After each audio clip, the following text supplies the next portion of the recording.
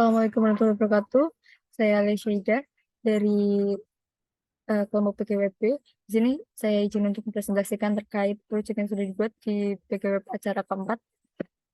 Saya mungkin akan menjelaskan melalui diagram alur yang sudah saya buat. Oke. Di sini langkah awal itu kita membuka di Beaver terlebih dahulu. Kita melakukan instalasi pada di Beaver.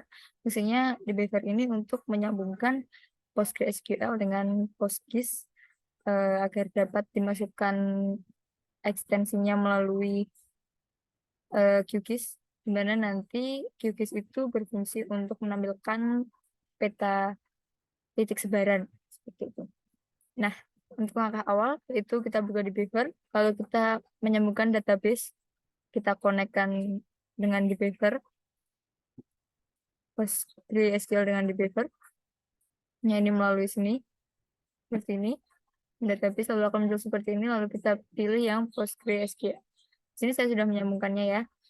Dan ini sudah tersambung dengan PostgreSQL. Lalu yang selanjutnya, setelah penyambungan itu, kita menambahkan database baru. Kemudian database ini yang nantinya akan kita olah. Di sini database-nya saya namai pgweb_acara4 dengan owner Postgres. Untuk screenshotan mungkin bisa dari sini ya, lebih jelasnya. Seperti ini.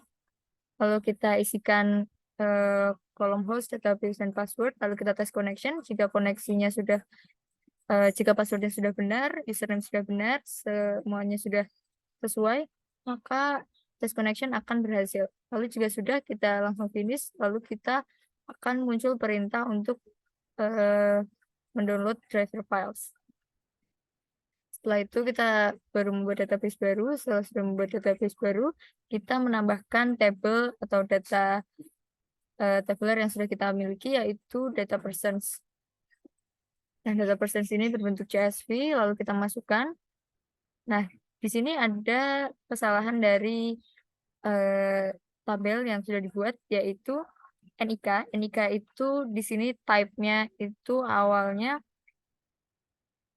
bukan varchar. Nah, di sini kita harus ubah dulu menjadi varchar karena ia memiliki angka dan huruf seperti itu. Jadi kita sesuaikan dulu tipe datanya dari integer menjadi varchar melalui configure, lalu target type, lalu kita klik varchar, lalu kita oke. Setelah sudah, kita bisa menambahkan SQL script. Nah, di mana SQL ini merupakan language atau bahasa yang digunakan programmer agar dapat berinteraksi dengan database yang dimiliki. Nah, fungsi dari SQL ini, interaksi yang dimaksud itu CRUD, di mana kita bisa create, membuat, kita bisa read, kita bisa mencari data, lalu kita bisa update, kita bisa menambahkan data, lalu yang terakhir kita bisa delete atau kita menghapus data yang telah ada di dalam data tabular tersebut. Nah, di sini selanjutnya kita melakukan scripting. Scripting ini bisa kita lihat dalam di Beaver. Nah, ini di Beaver di bagian script ya. Nah, ini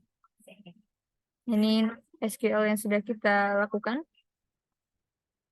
Nah, di update yang terakhir kali itu kita membuat geometry point, di mana geometry point ini ditujukan untuk menambah data spasial atau membuat data spasial sebagai database utama ya.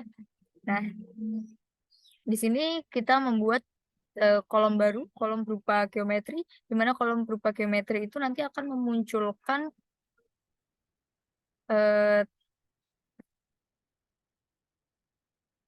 geometri ini nantinya akan memunculkan kolom yang berisi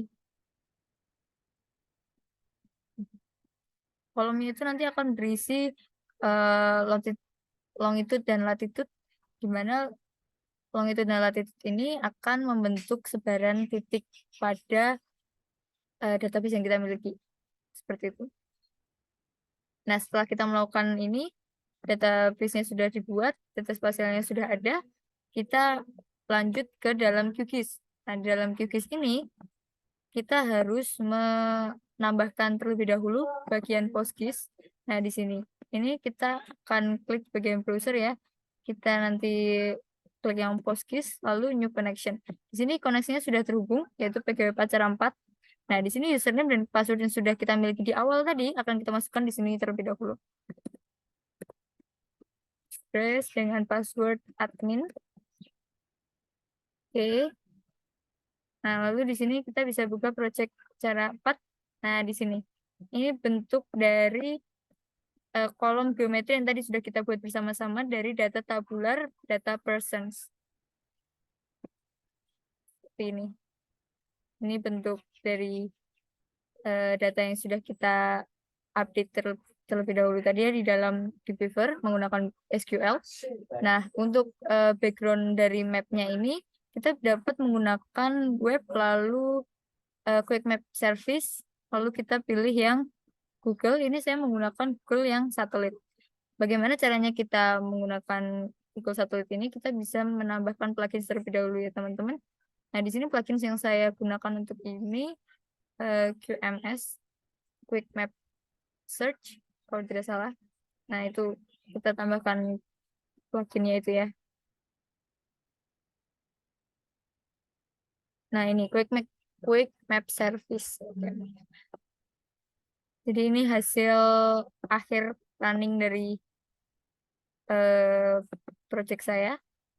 Untuk berbagai read dan update dan delete dan lain sebagainya, scripting akan saya masukkan ke dalam lampiran. Jadi terima kasih sudah mendengarkan penjelasan saya pada video kali ini. Kurang lebihnya saya mohon maaf. Wassalamualaikum warahmatullahi wabarakatuh.